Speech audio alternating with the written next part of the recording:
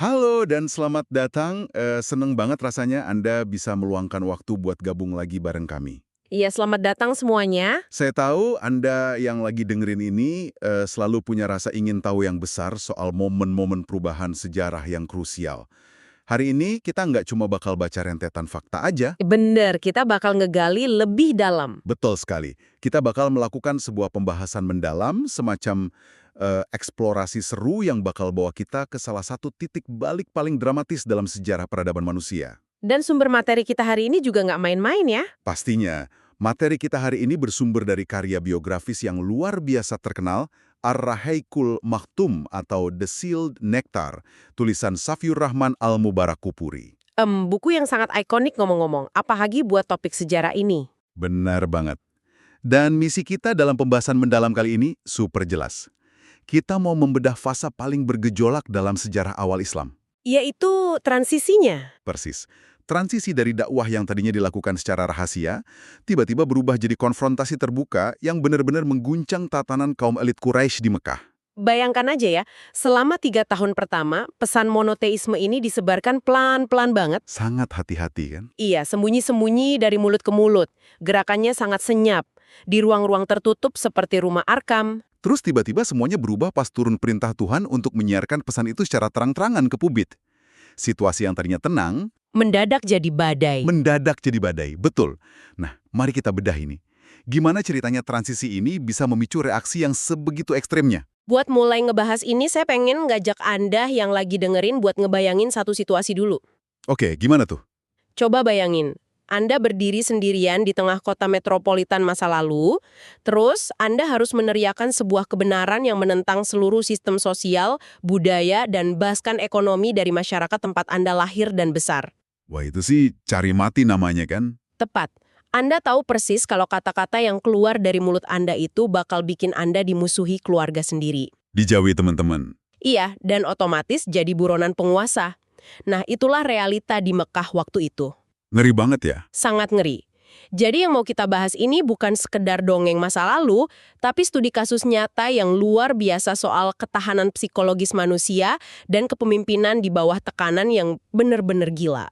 Oke, ketegangan itu pertama kali pecah di satu lokasi yang sangat ikonik, yaitu Bukit Safa. Lokasi yang strategis. Betul. Berdasarkan catatan di Ar-Rahikul Maktum, suatu pagi Nabi Muhammad naik ke atas Bukit Safa, semacam titik pandang yang cukup tinggi di dekat Ka'bah. Terus dari sana, beliau manggil nama kabilah-kabilah Quraisy satu persatu dengan suara lantang banget. Kalau kita pakai konteks zaman sekarang, ini tuh kayak apa ya? Ini tuh ibarat membunyikan alarm darurat kota. Atau kayak tiba-tiba semua warga dapat notifikasi darurat warna merah di HP mereka secara bersamaan. Notifikasi darurat yang nggak bisa di-skip. Bener, orang-orang zaman itu tahu kalau ada yang teriak dari Bukit Sofa berarti ada krisis eksistensial, sesuatu yang super mendesak. Makanya mereka langsung berbondong-bondong kumpul kan? Betul, tapi yang menarik, pas mereka udah ngumpul, beliau nggak langsung ceramah. Beliau justru ngasih pertanyaan psikologis yang cerdas banget. Pertanyaan pembuka yang menguji audiens. Iya, beliau nanya, kalau aku kasih tahu kalian ada pasukan kavaleri musuh di balik bukit ini yang lagi siap-siap nyerang kalian, kalian bakal percaya nggak sama aku? Pertanyaan jebakan yang brilian sebenarnya. Banget. Dan apa jawaban kaum Quraisy? Mereka serempak bilang, iya, kami nggak pernah dengar kamu ngomong selain kebenaran. Mereka mengkonfirmasi sendiri reputasinya. Persis. Mereka pada dasarnya memvalidasi rekam jejak beliau selama puluhan tahun yang nggak ada celahnya. Sampai dikasih gelar Al-Amin atau yang dapat dipercaya. Nah, disinilah letak kegeniusannya. Beliau mengunci kredibilitasnya dulu di depan publik, baru setelah itu, boom, pesan utamanya disampaikan. Beliau langsung nyampein peringatan soal hari pembalasan dan ajakan buat ninggalin berhala. Tapi, di detik itu juga konfrontasi pecah. Reaksinya langsung meledak. Paman beliau sendiri loh, tokoh penting banget di Quraisy, Abu Lahab, meledak marah di depan umum. Dia teriak, celakalah engkau sepanjang hari. Cuma buat ini kamu ngumpulin kami? Yang sangat menarik di sini adalah, kenapa sih reaksinya Abu Lahab bisa sekeras dan sespontan itu? Kenapa emosional banget? Iya kan? Padahal itu keponakannya sendiri. Bukannya orang Arab itu loyalitas sukunya tinggi banget ya? Kenapa malah paman sendiri yang nyerang secara terbuka? Nah, kalau kita cuma lihat sekilas, ini kesannya kayak drama keluarga biasa. paman yang malu sama kelakuan keponakan. Betul, kayak masalah internal keluarga gitu. Tapi realitasnya jauh-jauh lebih dalam dari itu. Waktu itu Abu Lahab nggak lagi ngomong sebagai paman. Dia lagi bertindak sebagai representasi dari elit Quraisy. Dia lagi mempertahankan status quo. Tunggu, maksudnya ini soal politik. Lebih ke ekonomi sebenarnya. Gini, Anda harus paham struktur masyarakat Mekah saat itu.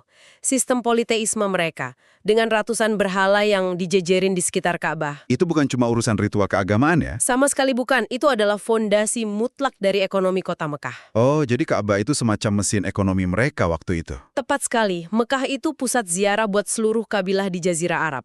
Peziarah datang, otomatis bawa perputaran uang yang masif. Ada perdagangan di sana. Ada perdagangan, ada pariwisata, dan ujung-ujungnya ngasih hegemoni politik buat kaum elit Quraisy yang posisinya sebagai penjaga Ka'bah. Wow, jadi pesannya ini tuh ibarat ancaman bisnis? Iya, 100%. Begitu ada pesan yang bilang berhala-berhala kalian ini nggak berguna dan harus ditinggalkan demi Tuhan Yang Maha Esa, bagi Abu Lahab dan kawan-kawan itu bukan ajakan debat teologis. Itu ancaman langsung ke dompet mereka. Betul, mereka mikirnya kalau berhala ini nggak laku, siapa yang mau ziarah ke Mekah lagi? Masuk akal sih. Mengancam berhala sama dengan mengancam kekayaan dan dominasi politik mereka. Itu deklarasi perang terhadap sistem kapitalisme kuno yang bikin mereka kaya raya. Konteks ekonomi ini benar-benar ngubah cara pandang saya soal kejadian ini. Jadi pantas saja mereka panik. Ini krisis bisnis.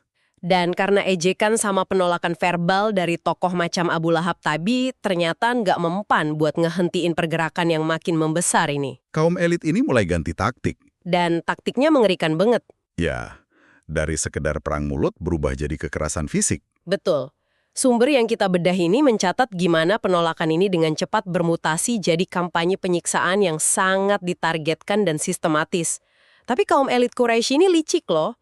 Mereka sadar banget sama yang namanya al-wala atau sistem perlindungan suku di Arab. Jadi mereka nggak berani nyentuh orang-orang yang punya backingan kabilah yang kuat kan? Sama sekali nggak berani. Makanya yang jadi sasaran empuk mereka siapa? Para budak, rakyat jelata, sama orang-orang luar yang nggak punya pelindung politik di Mekah.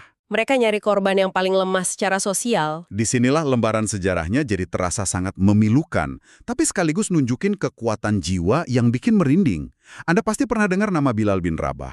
Kisah Bilal ini salah satu yang paling epik dalam sejarah. Banget. Bilal itu seorang budak dari Ethiopia. Majikannya, Umayyah bin Khalaf, marah besar sampai merasa terhina karena budaknya sendiri berani punya keyakinan yang beda dari tuannya. Buat Umayyah itu tamparan keras ke egonya ya. Iya, makanya hukuman buat Bilal ini bukan sekedar dicambuk biasa loh. Ini penyiksaan metodis. Coba bayangin, Umayyah bawa Bilal ke tengah padang pasir gurun pas tengah hari bolong. Dan matahari gurun itu panasnya menyengat luar biasa. Pasirnya aja bisa bikin kulit melepuh. Benar. Bilal dijemur di atas pasir yang mendidih itu tanpa baju. Belum selesai sampai di situ, Umayyah nyuruh orang bawa batu raksasa yang super berat buat ditaruh di atas dadanya Bilal. Luar biasa kejamnya. Umayyah cuma minta satu hal, tinggalkan agama baru ini dan kembalilah nyembah Lata dan Uzza. Bisa dibayangin gimana sesaknya napas di bawah batu seberat itu di tengah cuaca ekstrim. Parah banget. Tapi disinilah kita lihat perlawanan mental yang melampaui batas nalar manusia. Dengan napas yang putus-putus, tulang rusuk yang seakan mau remuk, Bilal sama sekali nggak merintih minta ampun. Dia malah merespons dengan sesuatu yang menggetarkan. Dia terus ngulang satu kata, Ahad, Ahad, yang artinya Yang Maha Esa. Dia berbisik menantang majikannya lewat ketahanan mentalnya. Merinding sih dengernya. Belum lagi kisah tragis dari keluarga Ammar bin Yasir. Ammar bareng ayah dan ibunya, Yasir dan Sumayyah, disiksa habis-habisan sama Bani Mahzum. Penderitaan mereka luar biasa brutal. Bani Mahzum tuh klan yang sangat berkuasa. Ya, dan Sumayyah bahkan ditusuk pakai tombak sama Abu Jahal cuma karena dia nolak buat ninggalin keyakinannya. Sebuah tindakan yang sangat pengecut sebenarnya. Menurut sumber, Sumayyah dan suaminya, Yasir, tercatat sebagai martir pertama dalam sejarah Islam. Ini nunjukin seberapa gilanya kekejaman yang udah dilembagakan sama pembesar Quraisy. Jika kita hubungkan ini dengan gambaran yang lebih besar, tindakan Umayyah, Abu Jahal, dan elit Quraisy itu bukan cuma amarah yang buta loh. Ada kalkulasi di balik itu. Kalkulasi gimana maksudnya? Mereka itu lagi bikin semacam teater kekejaman. Teater kekejaman. Maksudnya sengaja dipertontonkan gitu ke publik. Iya, tujuan utama nyiksa orang di tempat terbuka kayak yang dialami Bilal itu adalah teror psikologis. Taktik ini didesain buat matahin moral komunitas muslim yang masih baru, sekaligus ngirim pesan ancaman ke seluruh masyarakat Mekah. Biar pada takut dan gak ada yang berani gabung ya. Pesannya jelas. Coba nentang kami, ini akibatnya. Tepat. Tapi sejarah itu sering punya ironinya sendiri. Teror yang niatnya buat ngebunuh gerakan ini malah ngasilin sesuatu yang sama sekali di luar dugaan kaum Quraisy. Oh ya? Malah jadi senjata makan tuan dong. Banget. Keteguhan hati para korban ini benar-benar bikin kaget para penyiksanya. Bayangin aja bisikan ahad-ahad dari Bilal, orang yang secara fisik udah dihancurkan tapi mentalnya nggak bisa ditembus, itu gaungnya lebih keras dari suara cambukan Umayyah. Bikin efek riak di masyarakat ya. Maksudnya orang-orang mulai mikir, kok bisa dia sekuat itu? Nah itu, banyak pemikir rasional di Mekah yang diem-diem ngelihat kejadian ini mulai mempertanyakan tradisi mereka sendiri. Mereka pasti mikir ada sesuatu yang beda dari agama ini. Mereka mikir, keyakinan macam apa sih ini sampai bikin budak yang lemah rela mati pelan-pelan tanpa mau nyerah? Terus, pemimpin kita ini sejahat apa sampai tega ngelakuin ini cuma buat mertahanin kekuasaan? Wah, logis banget. Daripada takut, orang-orang malah jadi penasaran dan simpati ya. Betul. Alih-alih mati, darah dan ketabahan para sahabat ini justru jadi katalis yang memperkuat akar ideologis gerakan ini.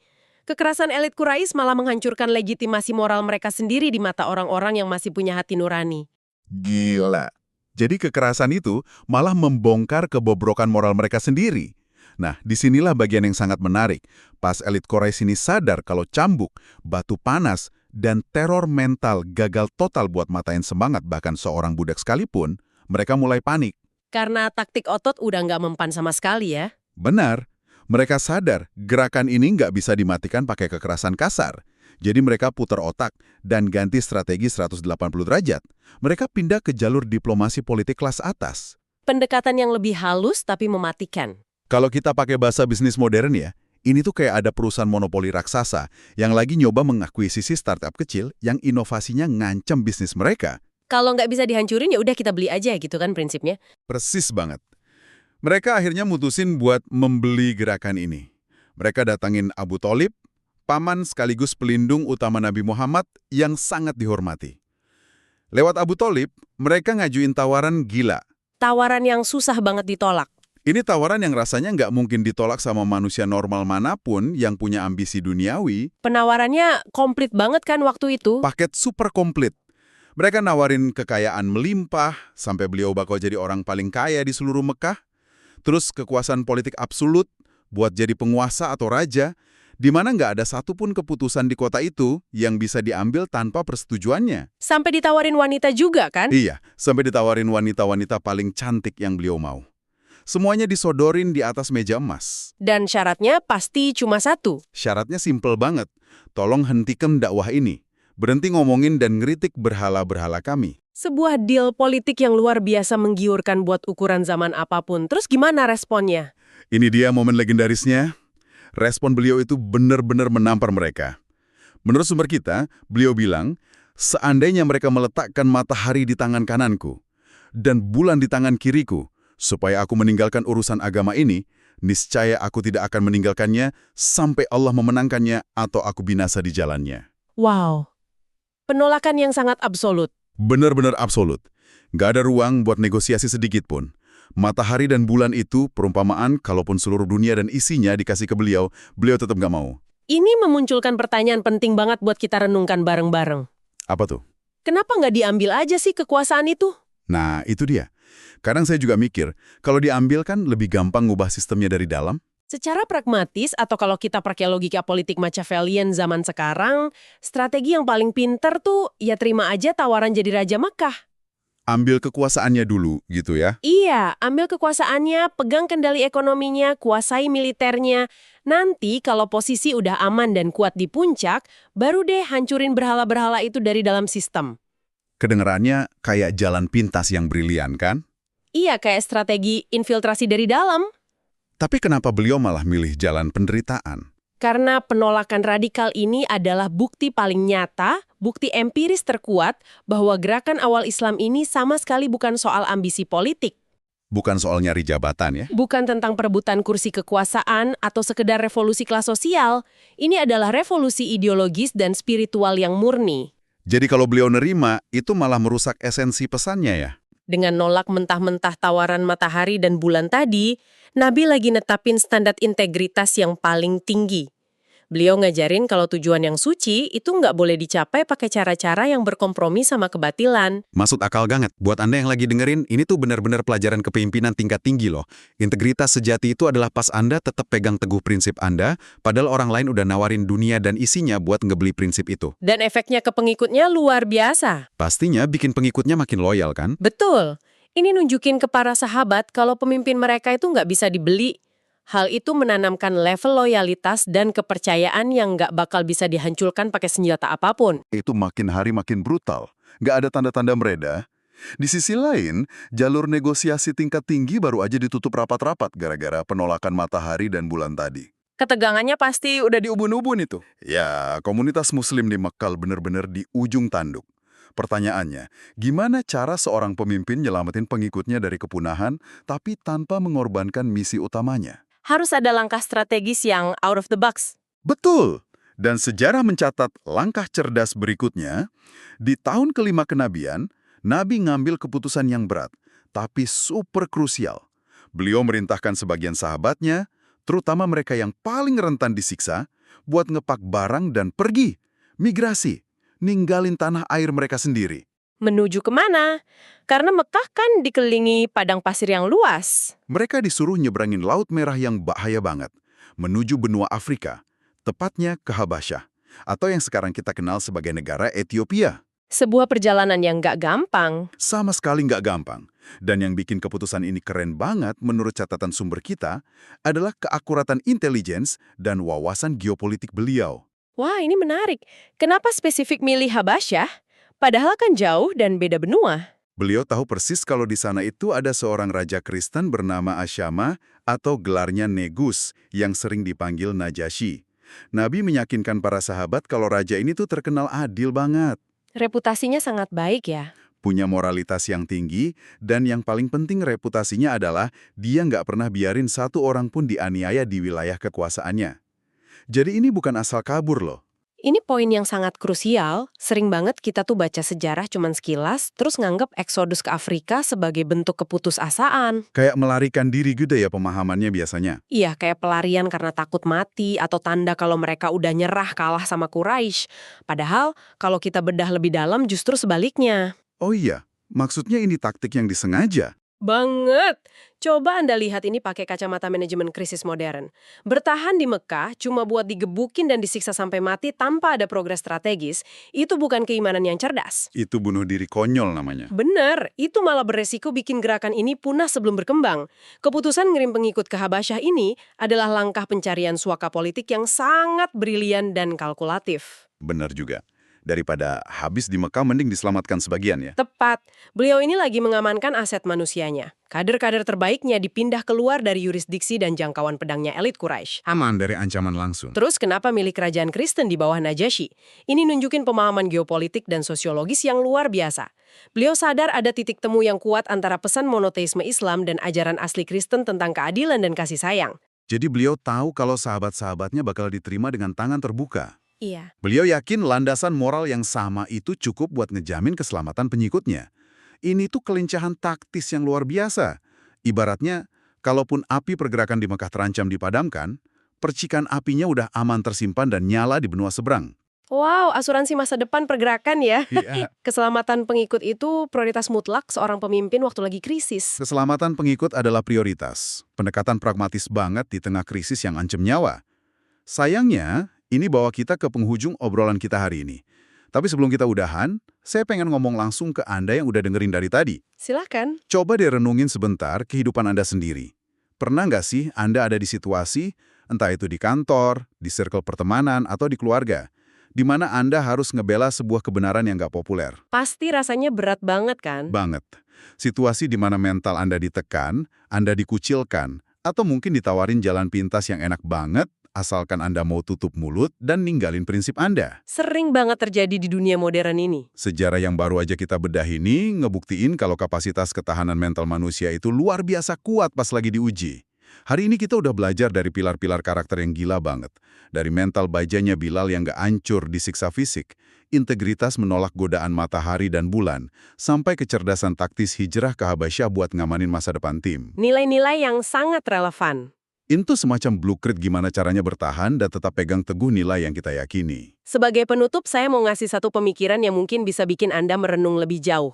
Tadi kan kita bahas hijrah ke Habasyah ini sebagai pencarian swaka kan? Sebagai cara bertahan hidup. Iya bener. Tapi mari kita putar sudut pandangnya sedikit. Gimana kalau pengiriman rombongan nyebrang ke kerajaan Asrani ini sebenarnya adalah misi diplomatik internasional pertama dari komunitas Muslim? Wah, mind-blowing nih. Misi diplomatik. Coba pikirin, ini tuh langkah catur yang berani banget menjalin relasi lintas agama dan menanam benih pergerakan di panggung global di tempat yang sama sekali nggak kepantau sama radan intelijen Quraisy. Sambil nyelam minum air ya? Di saat musuh mikir mereka berhasil ngurung gerakan ini di sudut gurun Mekah, gerakan ini malah lagi ngebentangin sayapnya secara rahasia buat jadi entitas internasional. Kadang apa yang kelihatan seperti kelemahan dan pelarian justru adalah strategi ekspansi yang paling berlian, sesuatu yang sangat menarik buat direnungkan. Asli mind-blowing banget. Ngerubah narasi pelarian jadi ekspansi diplomatik global. Oke, terima kasih banyak udah nemenin kami dalam pembahasan mendalam hari ini. Kami harap diskusi ini ngasih wawasan baru dan perspektif segar yang bisa Anda bawa ke kehidupan sehari-hari. Teruslah baca, teruslah bertanya, dan yang terpenting, teruslah jadi pembelajar yang kritis. Sampai jumpa di pembahasan mendalam kita selanjutnya, dan jangan lupa, jaga terus integritas Anda.